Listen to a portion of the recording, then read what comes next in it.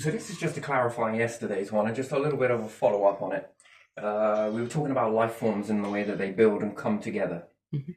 It's not just life forms, by the way. It's let's see if we can give it an example. I don't have plasticine, but plasticine works just as well. Fancy. These would be, what should we start it with first? Do you want to do life forms first, galaxies first? Which one do you want to do? Intelligence? What are oranges for? Containers, being planets, let's say, for argument's sake, or it could be a galaxy. Okay, then start with that. Which one? Planets? What do you have in hands? Galaxy? Okay. Life forms? Okay. Which one? You said about planets. Okay, so planets are the container, yes? Yeah.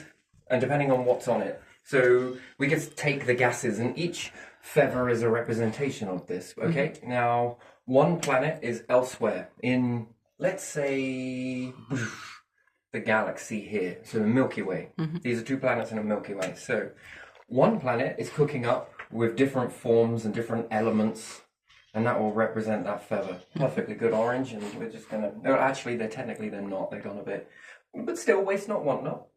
And then we'll say, you know, if there's a life form on there, primitive or intelligent or any old, we're going to stick that in there as well, yeah? And each one of these represents the planet being the container and how this is going to respond with life forms, being what elements there are, how big the planet is, gravity, different things, magnetism, lack of magnetism. All of these things are going to play a role in creating life forms, and life forms are going to play a role in changing the elements. Very interesting. Yeah. So each feather is slightly different, and again, mimics that. Now this is all cooking in a pot over here. And now we've got another one over here that's cooking up. Each feather represents it. Again, we can have elements, we can say life forms, and you're not going to go in because I've tried to use you for an arrow, but you just, yeah, no, we'll get there. That's currently existing. Now, let's say a big event happens and a disastrous event happens that causes these two to break apart in whichever way. And the small elements are going to rendezvous on another planet. This will be extinction. And then they're going to come together and create something new in the container, being the planet. And how this is going to cook up? Well, the life forms have more information, let's say, to merge with. And again, you keep going.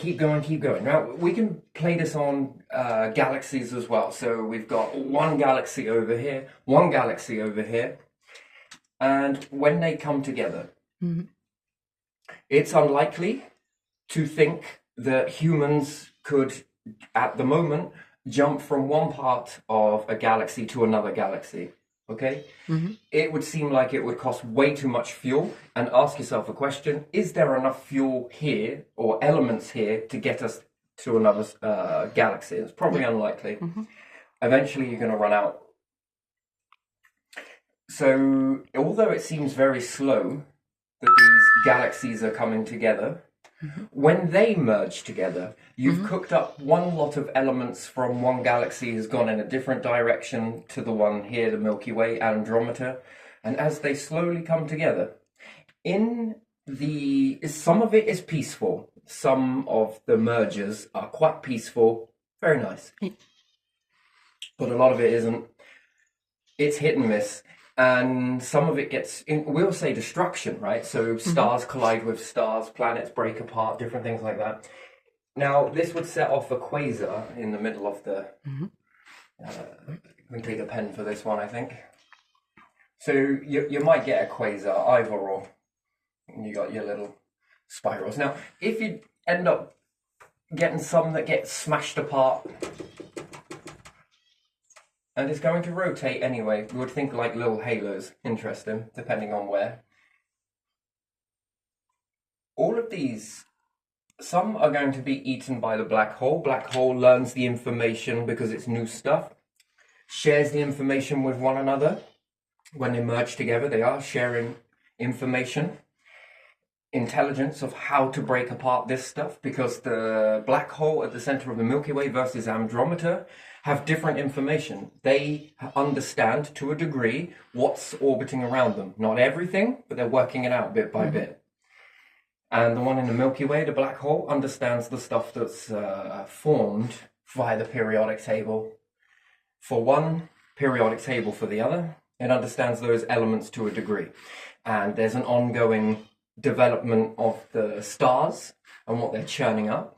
So each time you level up, so you can understand that you'll eventually begin to get iron. Well, it's possible that they could go beyond iron. Absolutely. All depends on what occurs in that mix-up. And again, the black holes will take some now and then. Yeah. They don't eat all the time, but they do eat. When they come together and they smack, and some of it hits together and obliterates the stars, some of this debris goes into the black holes. This is new information. They get to defuse. Yeah. And likewise, the stars also benefit from this. Why? Well, because some of these go into the star, information, once again, and some of this information debris goes onto the planets, and anything that's life forms gets extinct in the process. It all comes together. If you have life forms, you see, that is the way that is automatic. That's automatically happening. Intelligent life forms will do it manually. So the automatic process in the destruction, and some of it is quite, peaceful. It doesn't all get obliterated. There would be no point in that. Just some of it. And yet in that destruction, you get this transformation. Most of the other stars will collect in on some of this stuff. It's new elements, and it means that certain information that is cooked up from Andromeda, and the Milky Way get to merge together as well. And in the process, there's new information now. New information that it would be not impossible, but mostly unlikely at a developed stage of life forms to be able to get from one side to the other. Have they thought about it? That's another question.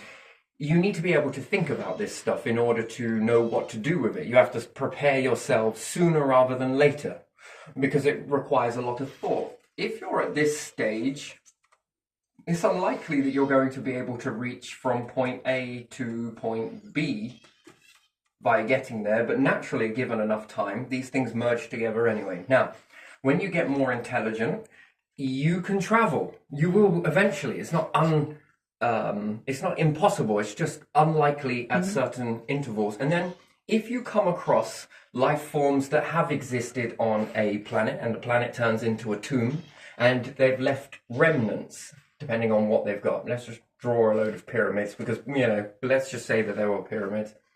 Doesn't mean that there are. And anything that they've done, you can analyze this information even if they're not there. In some circumstances, life forms that are really intelligent might be able to find the remnants. You play around with bones and want to try and play with genetics and try and bring back a dinosaur or something like that.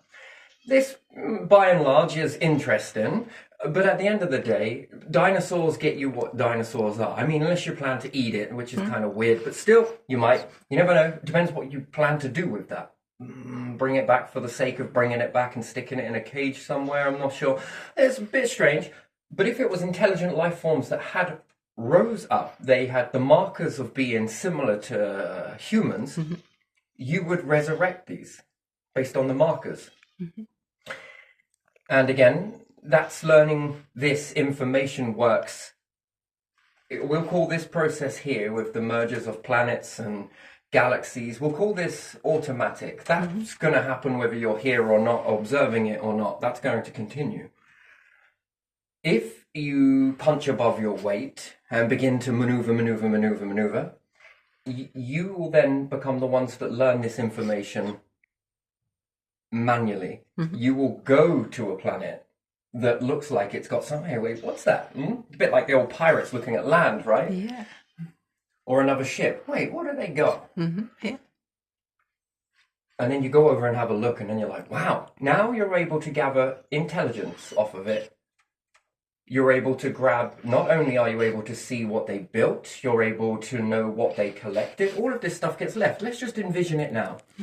If something happens here on the Earth, a type of situation that leaves the planet intact mainly, but destroys life, and it makes it, let's just say, a ridiculous scenario. An ice age happens where it freezes the planet and we all freeze into place like those snakes. Okay? And that's it. Game over, let's say, for argument's sake. Any life forms that happen or come across this area, and again, it seems very barbaric to think about it, but again, it depends what you're looking for. You are already looking for life on other planets. You're already trying to look for this. Why? You hate life forms. I don't get it, right? They're all looking for life. Like, we're just gonna find this life. We're looking for life. The last time I checked, you lot weren't too good with life. Extinction events, chopping down trees, war with one another. Let's pop these down. I'm joking, but really, not really. I am and I'm not. But do it with what you will. But you're looking for that. Mm-hmm. Why? What happens when you find it? What are you going to do? You're gonna send fucking probes there, aren't you? You're going to go and investigate it. You're going to go and have a look. NASA will probably dive straight into that stuff. Anyone else will probably dive into it as well. Mm-hmm. Why? Why are you doing that? What is that behavior for? You want to find other life forms? Here's one! There's one! Right? You're going to go to it. Why? You're going to investigate. Where does that behavior come from? Well, it's because that's what... You can't explain it. It's now impossible to explain why you're doing that. Well, because we want to. A little deeper. Keep going. Well, it's because we have this... it's hard to label it, isn't it? It's a wonderful thing. It's almost like we have pieces of velvet covering us. Mm-hmm. And then at death, they're like, ta-da! Oh, it was you all along. Mm-hmm. Interesting. So, yeah, you can imagine other life forms will be doing this too. And some probably just do not give a shit. And others probably are going to be looking at this stuff. Now, let's say an event like that happens. And they're able to come, life forms come mm-hmm. and have a look around. Yeah. Well, they're going to find stacks of gold. Mm-hmm. They're going to be able to see the architecture. Okay, it's going to be a bit ruined, but still, depending on how intelligent they are at piecing things together. And life forms that have travelled the Soho and Uni and survived cycles are going to be able to look backwards and forwards. Mm-hmm. So they will be able to rebuild your structures no matter how deformed they may appear to be, because they would be very good at decoding it and being able to go, you could imagine this would be an interesting thing. If you trained your AI to do it, it will begin to do it, I'm pretty sure in the future, that it goes across some ruins mm-hmm. and it begins to build back from all of the shrapnel that's around. If you train it to see and pay attention to those little bits that are around. Why is there sand here? There shouldn't be sand here. What's all of this sand? And then you have another look. Why is there sand here? Well, maybe they were using it for this. Or they made some really shitty attempts at making glass. Brittle, fractured down, give it X amount of 1,000 years. This will turn back into sand again. And you'll mistake it as sand. But actually, it could have been glass. Anyway, but if you teach AI to look at this stuff, you can begin to rebuild things, even if they're in ruins. Mm-hmm. Which is pretty fascinating. Actually, by and large, there are a lot of geologists, archaeologists, many different fascinating names that are already trying to attempt to do this. Some of it is bang on accurate. Just the colour ratio is a bit off. That's all. Wild colours. Just go wild. Mineral content. I would have understood that coming out of the Ice Age. Anyway, mm-hmm. You'll find bars of gold. Yeah. What else will you find? Statues. Yeah.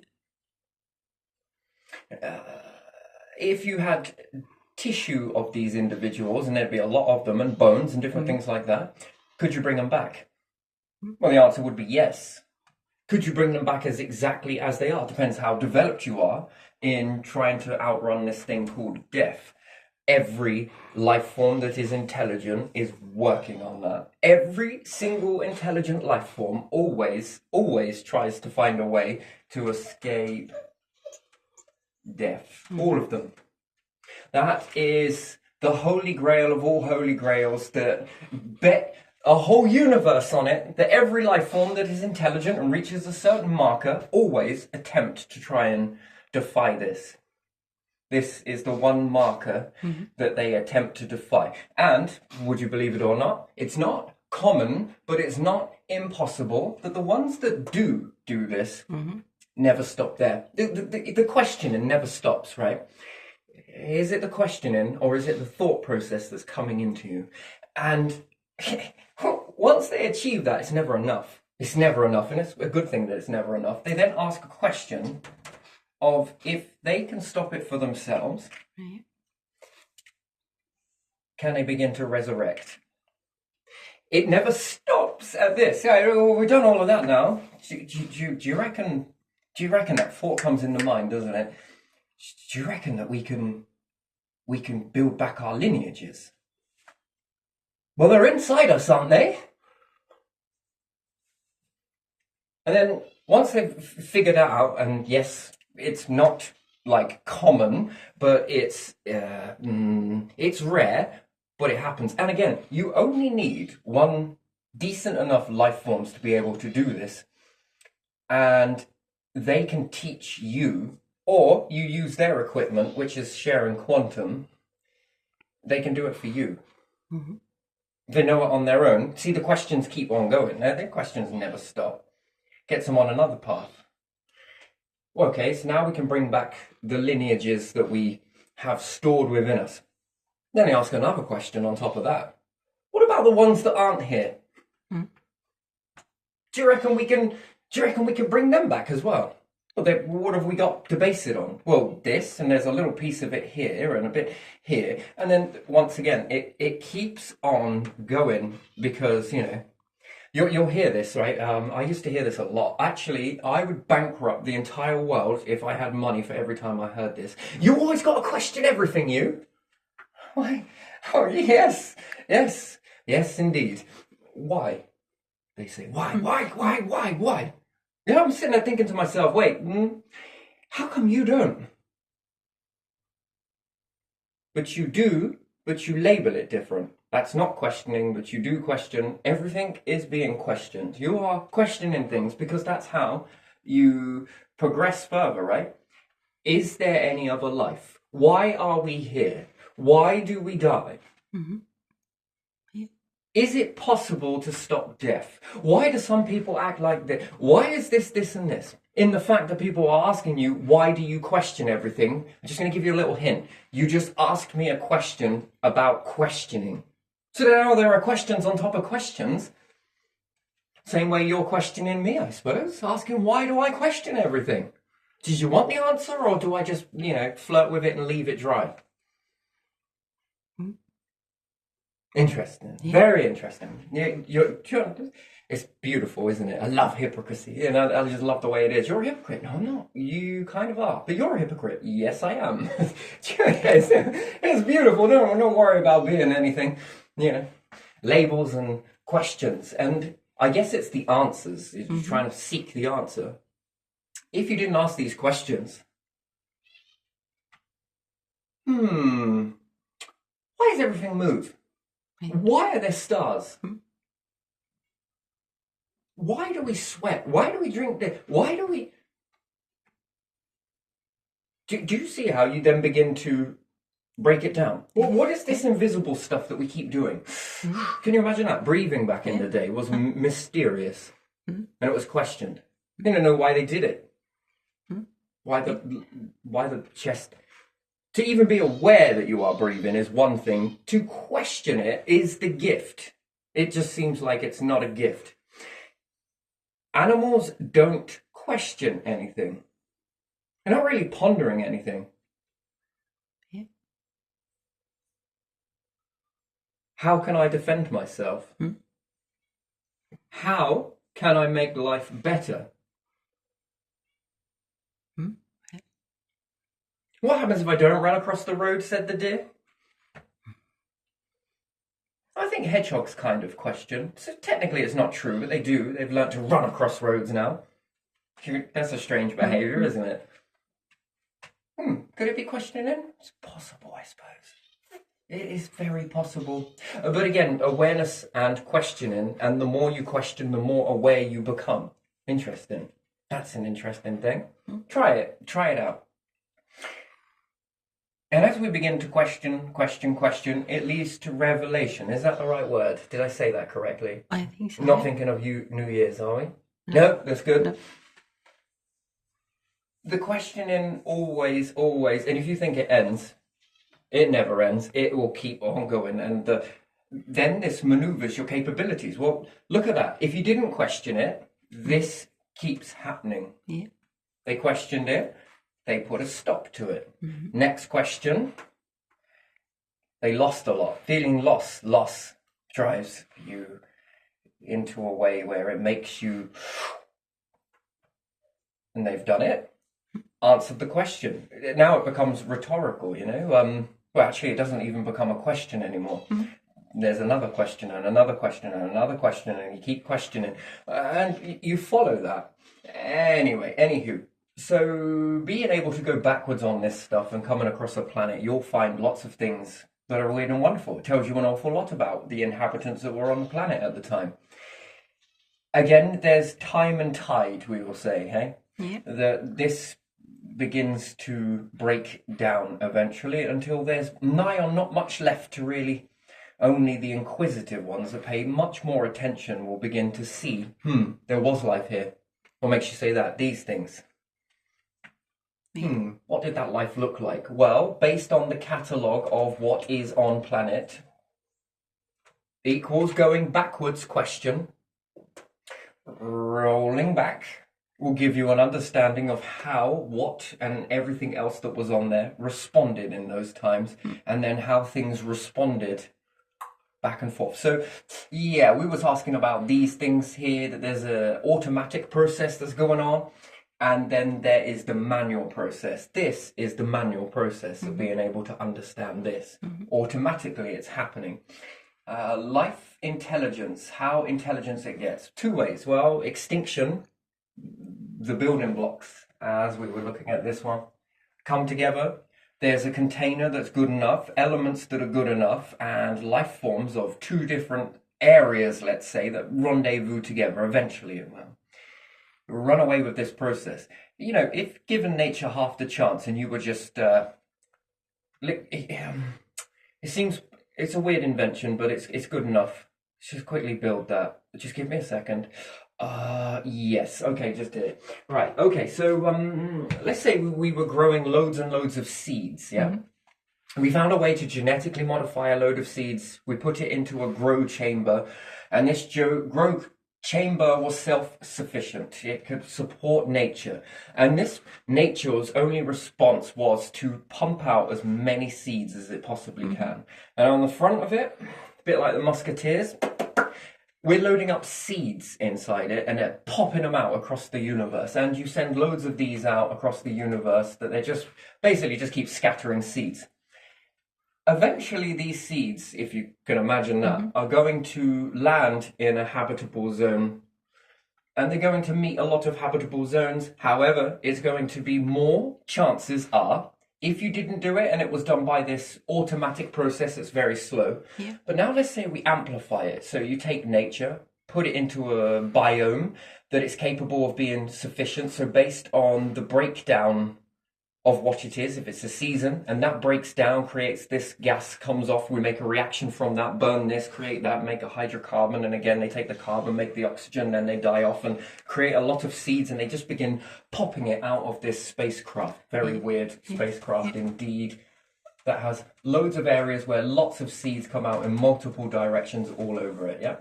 And these begin traveling in space, let's just say for argument's sake, and as this travels through, it's pumping out all of the seeds that it makes. Eventually, you will understand that it will begin to seed large places, and then nature becomes quite abundant, doesn't it? But again, if it lands on a planet that's sort of similar to Earth, not quite, it will struggle to take hold, but eventually it will master, which will be a good word, it will master the biome that it landed on. Eventually, it just takes a little bit of time. And there will be a lot of slow growth and death in that process, but enough to create a seed. And I think nature waits for a certain amount of time in the seed, the cocoon, until times are quite favorable that it is going to get a seed ratio, because then more seeds then can wait in little time capsules and again grow again when the times become favorable. And as it does this bit by bit, it begins to grow knowledge. it begins to understand the environment, and slowly but surely, a bit like the stars in the beginning are a bit more like egg shapes, let's say. And then, bit after time, when they learn the environment, they then start taking on a more current form that we understand it today. So when we understand how a star looks, it's quite uniform. It's not really, but still, oblate spheroid is probably a better way to draw it. So turn it on its side. Mm-hmm. And then we notice that that's a change. But if you came about in the beginning, you would say that all stars were like this. Yeah.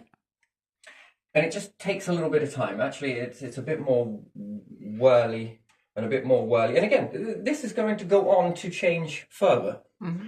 Further it goes, the further it develops. It starts off, it's not great. It doesn't live very long. And pop, next one, lives slightly longer. So you could say that it's going to the periodic table to here and then it dies here. Mm-hmm. Next time, from this debris, it survives up to here, then up to here, then up to this bit here.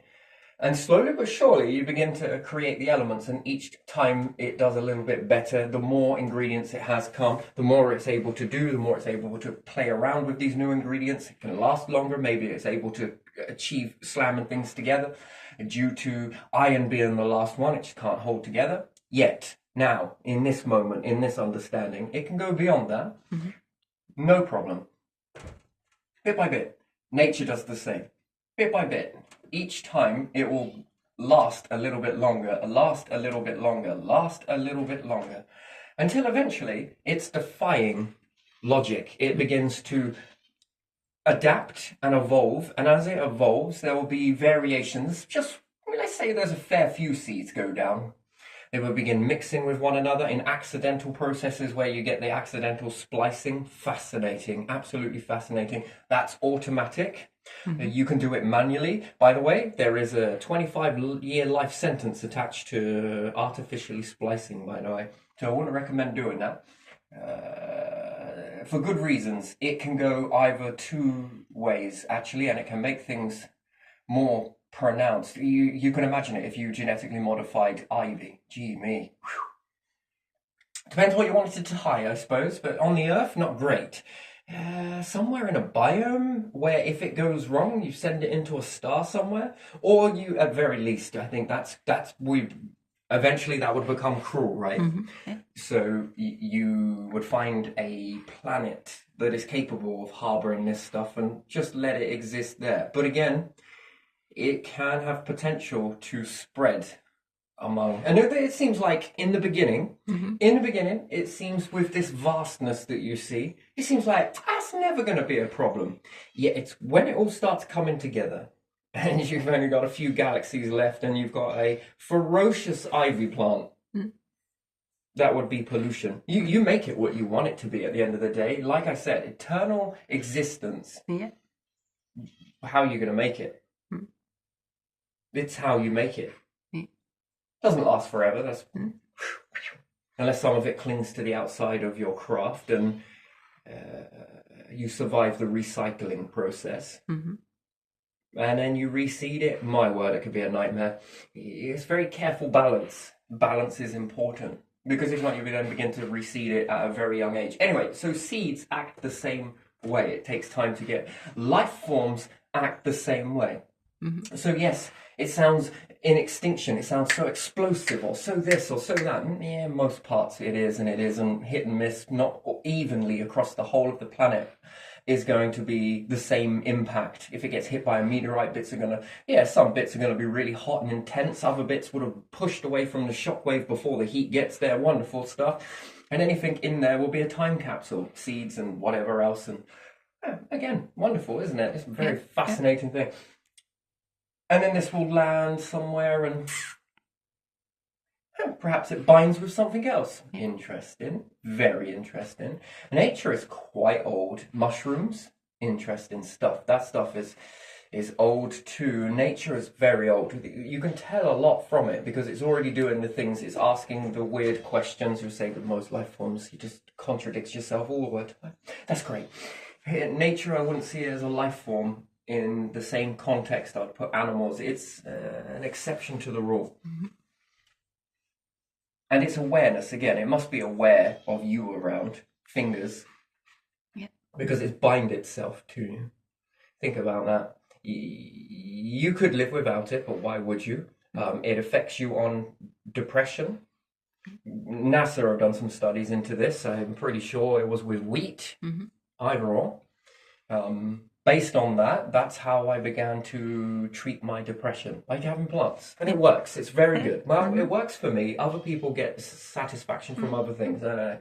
For me, plants doing well, depression was pretty impactful. So, and again, you can turn that into positivity. That's just the way it is. So, again, there's already this... Nature protects you and you don't even realize it. You know, allergies. Could you imagine if alien life forms were to come here? One would be the stench of the planet. You don't realize how bad it smells. It really smells here. A bit like damp water, I'd say. Stagnant water is what it sort of... There's an aroma to it. It's not great. So, again... nature also, allergies, different allergies, the smell. So it's protecting you. It also gives you food, nutrients. It understands you more than you really realize. And in this process, you eat it. Without it, your animals eat it too. So how do you sustain life without nature? And again, it teaches you unity in a very weird way. Yeah, sure, you could be like, fuck nature, fuck life forms, fuck all of this stuff, and you attract what you are. And again, if you go in small numbers and you begin to build yourselves up, the intelligence is going to be very limited to who you are. And you see, it's protection in all of this stuff, because just because one particular group is disregarded here, we'll notice this in families, it flowers. At different intervals, there's pockets of flower inspiration and the unexpected. Oh my days, that family's a genius. I mean, it's kind of a bit weird to put it on that. We all are. We just flower at different times, that's all. But again, if you eliminated all of that or moved away from all of those, you're going to be limited to an even slower progression ratio. That's why numbers are important. And again, it's not all about this whole better family or anything else like that. Not really. Not at all. Because we understand that there's the flowering process. And you go off on your own, we could test this, you are going to be limited to your flourishing ratio, and humanity that stay behind versus the ones that go, will surpass these ones very quickly, extremely quickly. It's fascinating. So it just doesn't work. So it teaches you about unity, that nature understands you, and it also protects you, it doubles up. So it's a wonderful thing, really. And it cradles you. And it's done it very cleverly. It's been selfless, but it's asking for selfless. You could just move away from it and just stick to different ways, maybe making a fusion process and, you know, taking the carbon and popping it at oxygen, let's say. That's controlled fusion process. I mean, just getting it started would be an impressive thing, but stopping it at the right moment to release... Again, this can be done future generations, or if not, it's already be on the ground for doing it. Once you master the process and get it to run all the way through, that's interesting. But you want to be able to stop at certain intervals for the maximum abundance of whatever it is you're trying to achieve. It goes further than that. So I covered that on other videos. So yeah, nature is more asking for selfless. Dig me up. Take me with you. If I look after you, maybe you'll look after me.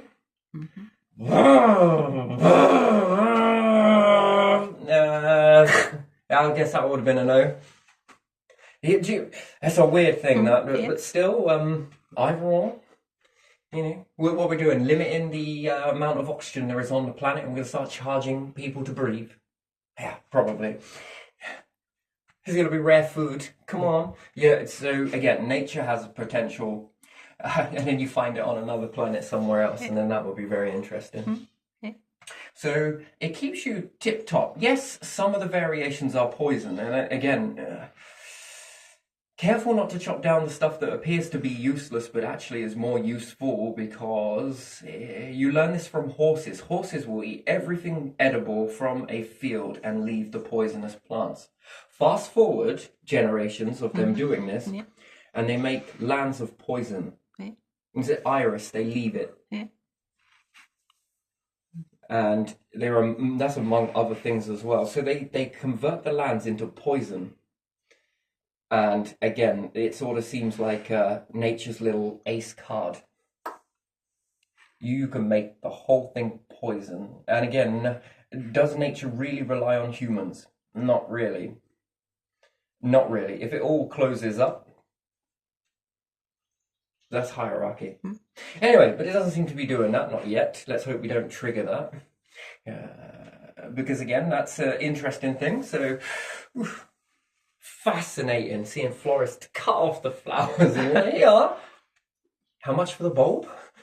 I'd rather the bulb. What is that? Well, this is like a one-time event, and I'm sure it's going to be Mother's Day every single year. If I had the bulb every time I teach her to make that flower on Mother's Day, you know.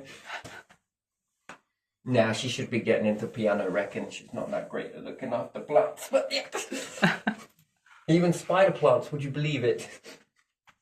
Seriously, if you can't look after a spider plant, get into piano, reckon. It's a better job. Or demolition. Yeah.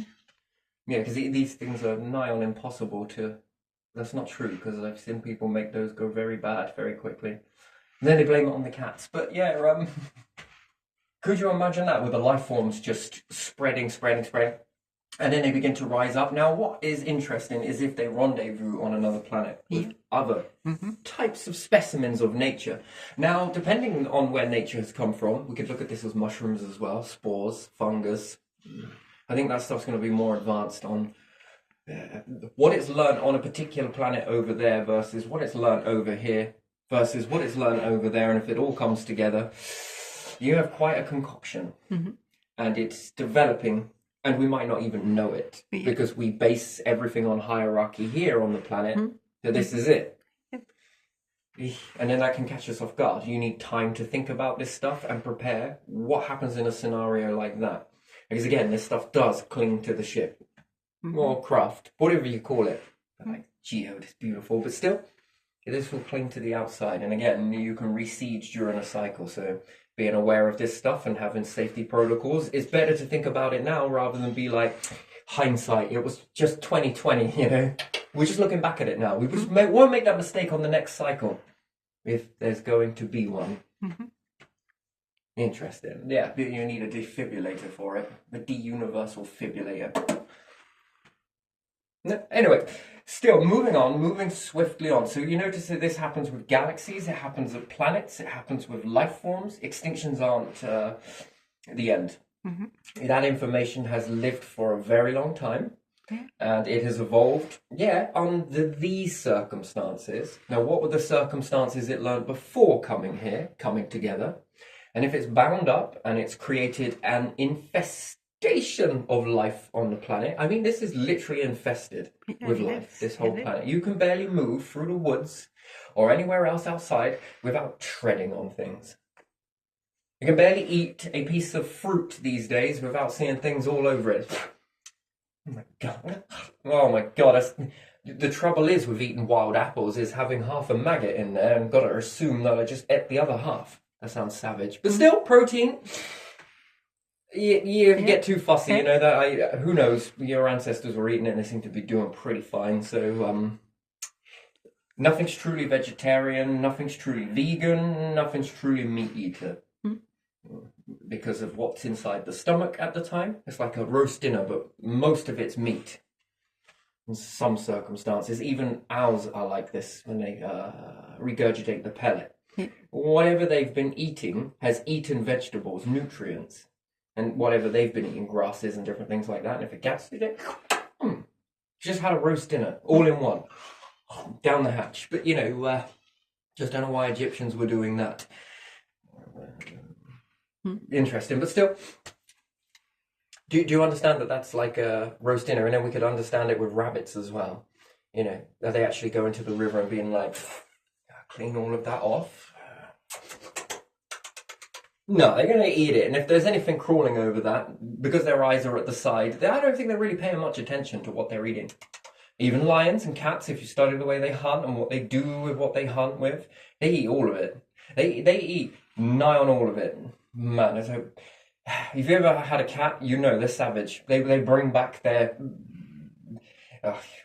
rabbits usually, and you're left with a tail, a couple of feet, bladder, entrails, and all that sort of stuff. That's it. Everything else, gone. They've eaten all of it. Everything. So you'll understand that they've just had a roast dinner, but in reverse. Small amounts of vegetation, large amounts of meat. Interesting, isn't it? Isn't that fascinating? Owls do the same thing. Rabbits do the same thing in reverse. Theirs is like 90% vegetation and probably around 10% worth of critters, which is protein. So, and again, they seem to be doing very well by it. They have good, apart from myxomatosis, but still, these are quite strong. So we could be lacking nutrients based on being too fussy. Yeah. You understand that? Because it's Yeah, kind of like, ugh, and it's like, hold on a second. What do you mean by ugh? There's half a maggot in that. Well, yeah. I can't believe you just did that. I know. It's a bit like Easter and having finches and putting some mini eggs inside a nest inside the cage, and then, oh my God, everyone's saying it. You had little babies, and you walk in and be like, what?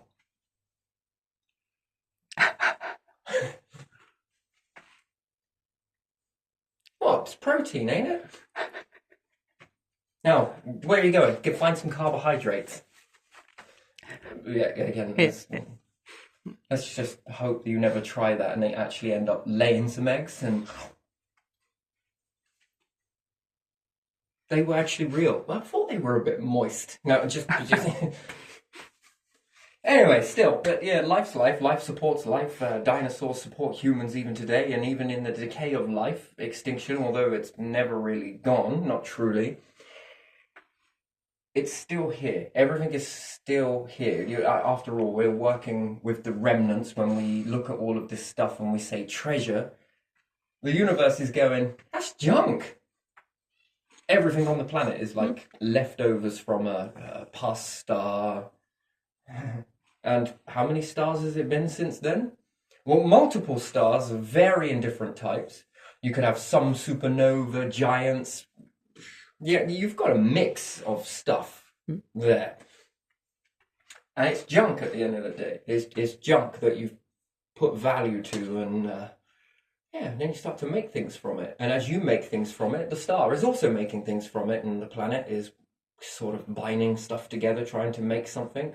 All of these planets are doing something, and they're mixing what they've got, and they're changing it, and that's life, isn't it?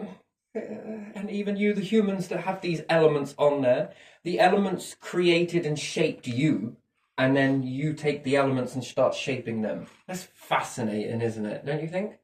Yeah. That's a wonderful thing. Yeah, so the best way to think of this, life and extinction, is to have multiple pieces of Play-Doh.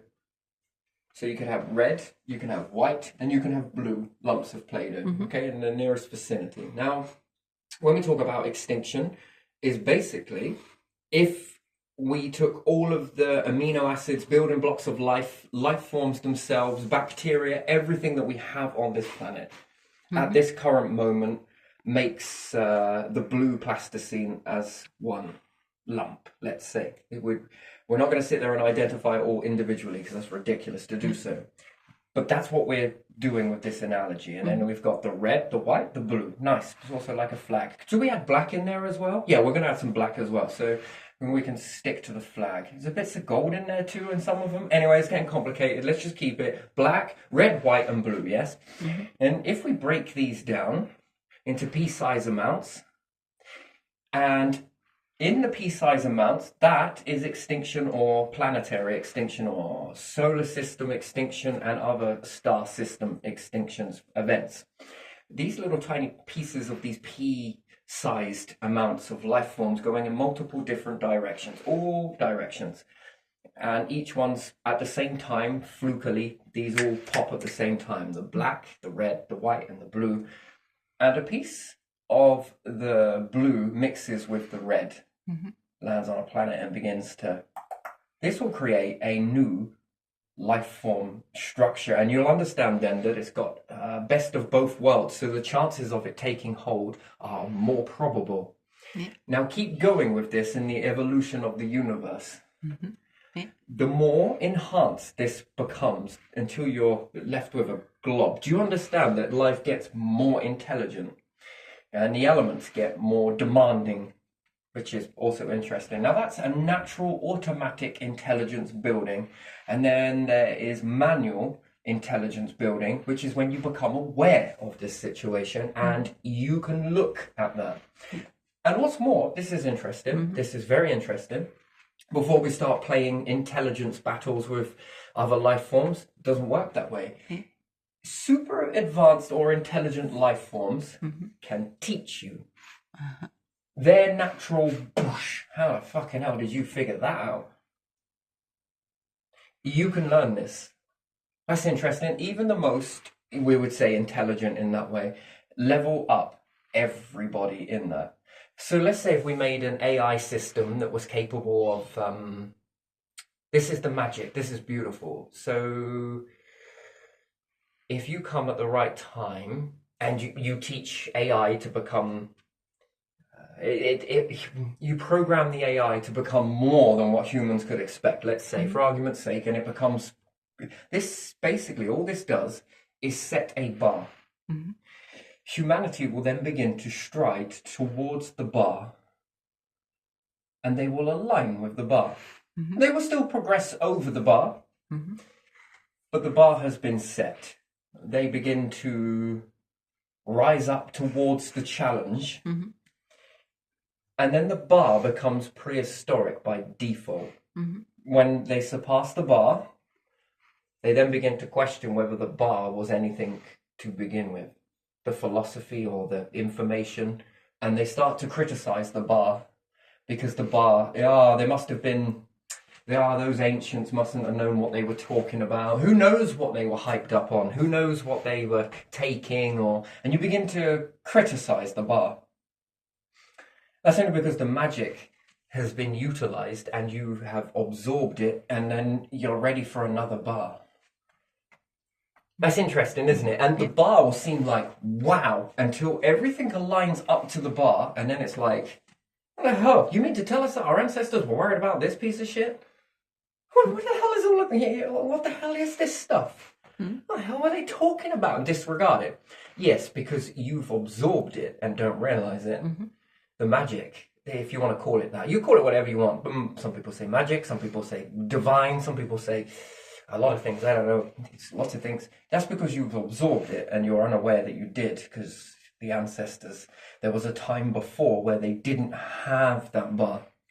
They were striding towards the bar, reach it, and then begin to slowly surpass it, which is good, but you can speed it up.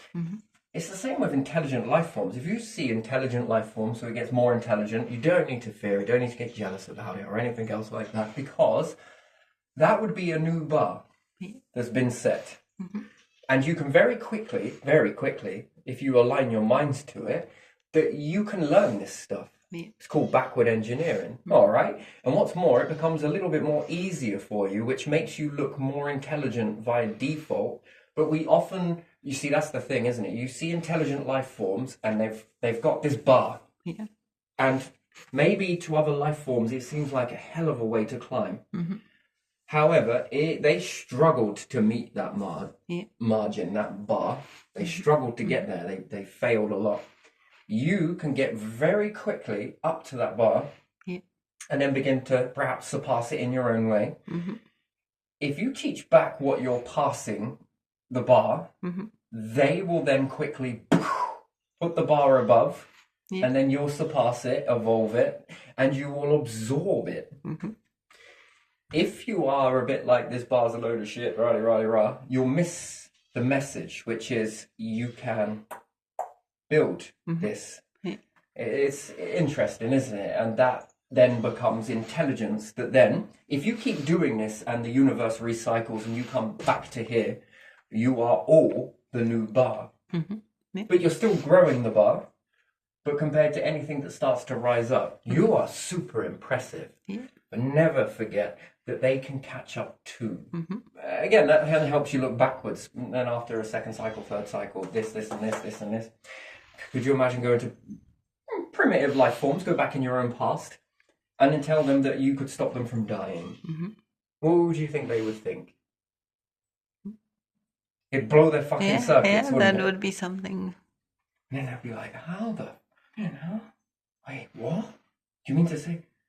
Then when you start to achieve this, you're like, parallel, interesting. Mm-hmm. But again, then they can go off in their own way with that bar. Mm-hmm. And if you exchange this, you begin to climb, and you keep climbing, and there is no ceiling. Mm-hmm. Literally, you just keep going for eternity with that, and that's interesting. The mines are brilliant things.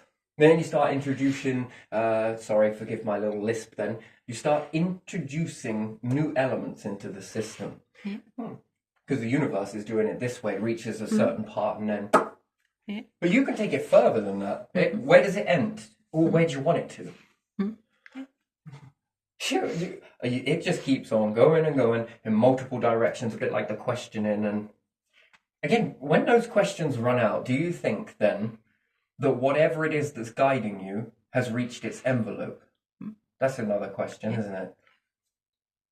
And then you might want to start to try and find the limit on that questioning. And if it doesn't run out, what does that lead you to understand? That's fascinating, isn't it? You know, those little bits of incentive that you get, just those little prods in the right direction now and then. Sometimes it's external and sometimes it's automatic, it's within you. It's a very interesting thing. So yeah, that's how I would see it with these pieces of plasticine that are rolled into pea-sized amounts. And if they all rendezvous on one, that's a lot of information. The container, then it's got to evolve and different things like that. And then, again, you would think that that's the be-all and end-all, depending on what it reacted with. Those elements affected it, and it affects those elements. And life forms that went in a different direction rendezvoused with something else under some different elements, and those elements began to affect those primitive life forms that then come together. You think that all of those black, red, white, and blue that landed on one particular biome struggled to come together. Actually, it looks really easy when you play it in fast mode. Begin to rise up and create a new, different color, let's say. We'll say that's like a purple, dark purple maybe. And this one over here with those elements, these ones with these elements, and you think, they must be equal, but they're not, because the elements have influenced. Their minds have gone in different ways, and there again, they're now different shades to one another. And again, if two landed over here, that's another different shade. And again, those have been influenced depending on what type of star they have, how much magnetism, is there much pressure, is there this, what type of elements are there? Are they closer to the black hole, further away from the black hole? Are they closer to the star, further away? How does it work? And then you've got the ones that are intelligent enough to move away from their planet. And again, that's then a very different scenario. They're no longer, they're choosing to say, we don't want to be in the automatic mixing. We like this, we're going to cut away, and now we want to become manual. And then it's out of that growing process. And again, even if you see this, you can learn so much. But then you'll be more like black holes, learning the intelligence of what has fallen, what is currently rising. And then you're also like a star as well, because you're using this stuff and learning the elements. You can learn far much about elements on a planet, and by watching life forms respond to it and the way these respond to them. And then that becomes impressive. You never needed to live there to see it. You just saw it and knew it to experience it. You understand it. Then you could build them habitats. That's another thing. You could then build them habitats for them to step up. In certain circumstances you would, in other circumstances you would not. It's interesting, isn't it? And then when you see something that walks a bit like you, sounds a bit like you, talks a bit like you, well, we can stop dressing monkey in clothes now. Look at these.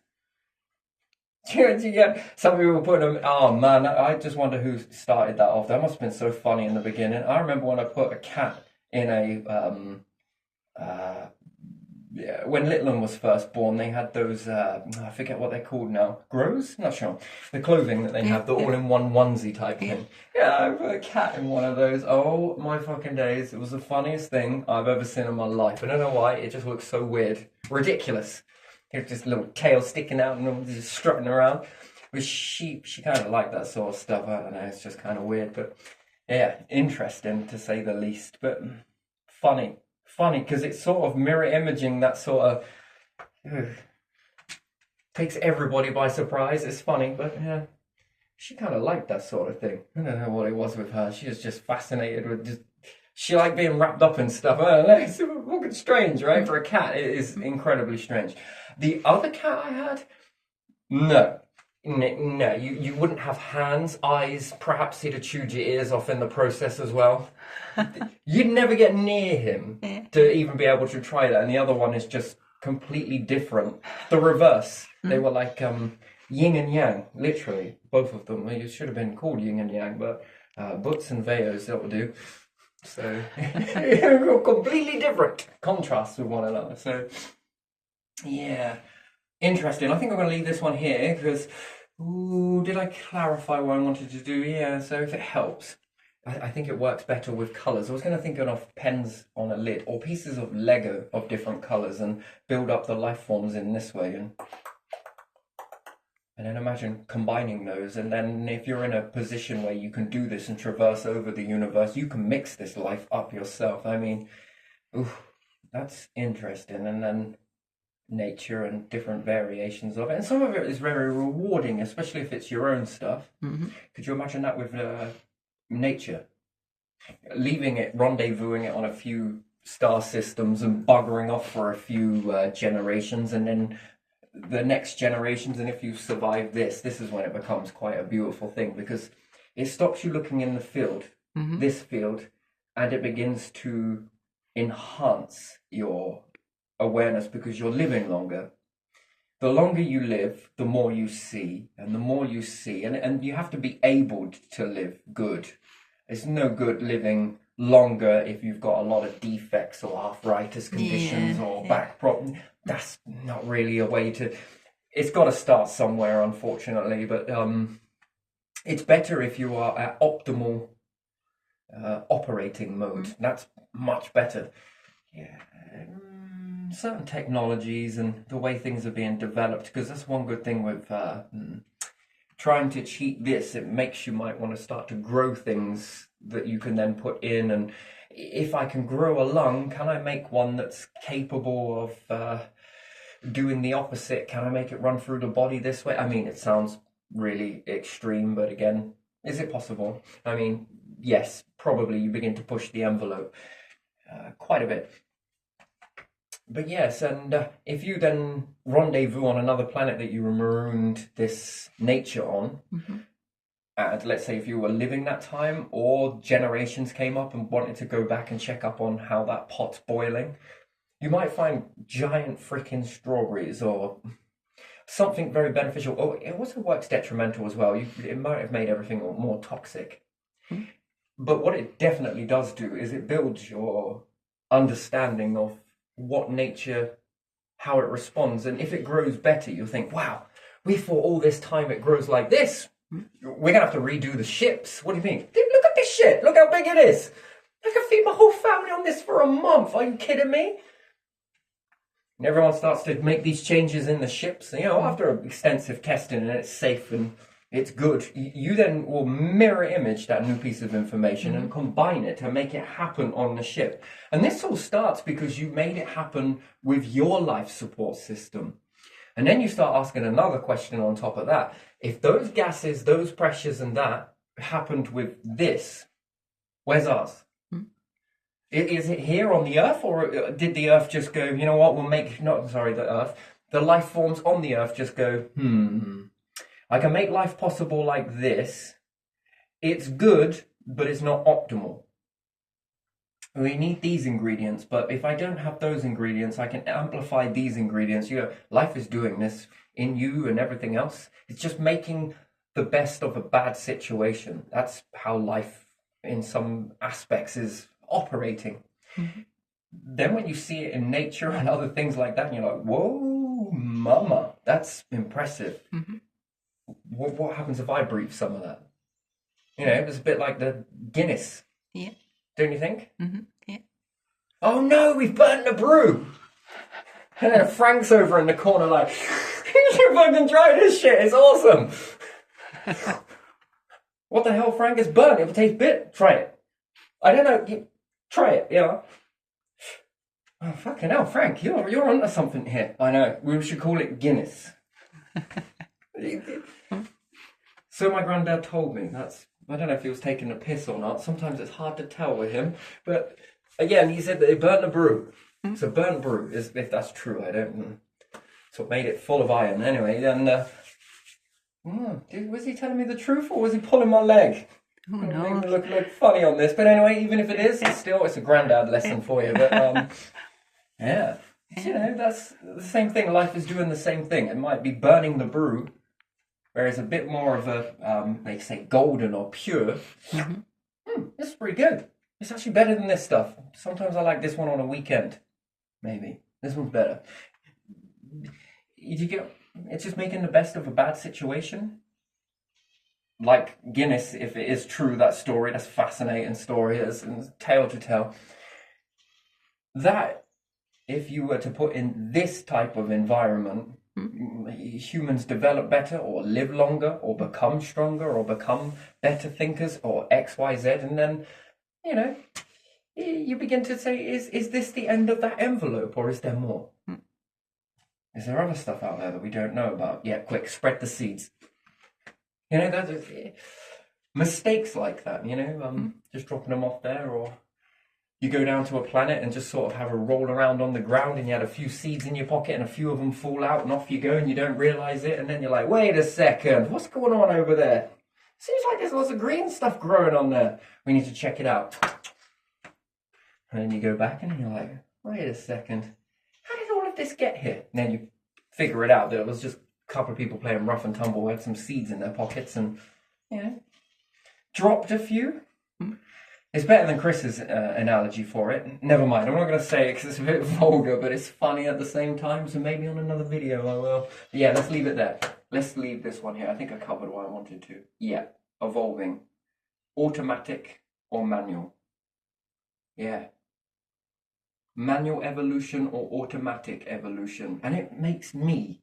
Yeah, there we are. And yeah. Yeah, let's leave it.